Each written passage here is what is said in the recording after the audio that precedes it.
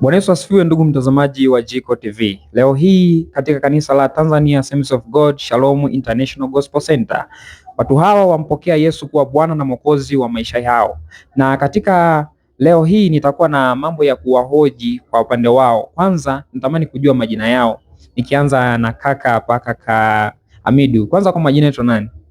Hamidu Suleiman. Unajisikiaje kumpokea Yesu hii siku ya leo?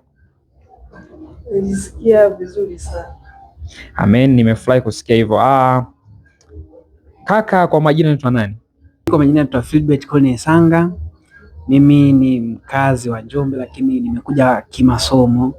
Kwa hiyo kwenye namna moja au mbili kukutana na watu kujifunza, nikakutana na dokta yangu akanielekeza, bwana, maisha yanahitaji hiki, maisha ya ujana tuachane nayo hivyo. Kwa hiyo nikapendezwa kwamba ngoje kwanza nijifunze zaidi. Kwa akanishauri, bwana, twende hadi kanisani. Kwa hiyo nikaamua jukumu la kuja kanisani siku ya leo. Amen. Kwanza umejisikiaje baada ya kumpokea Yesu kuwa Bwana na Mwokozi wa maisha yako?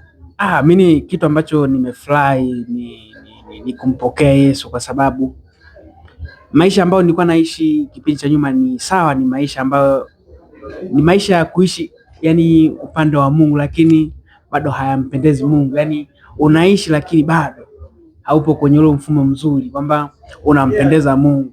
Kwa hiyo ilifikia tu hali kwamba hivyo niishi rasmi, yani iwe rasmi kabisa, hali kabisa kwamba naishi kwa kumpendeza Mungu. Mungu akubariki sana sana sana sana. Asante.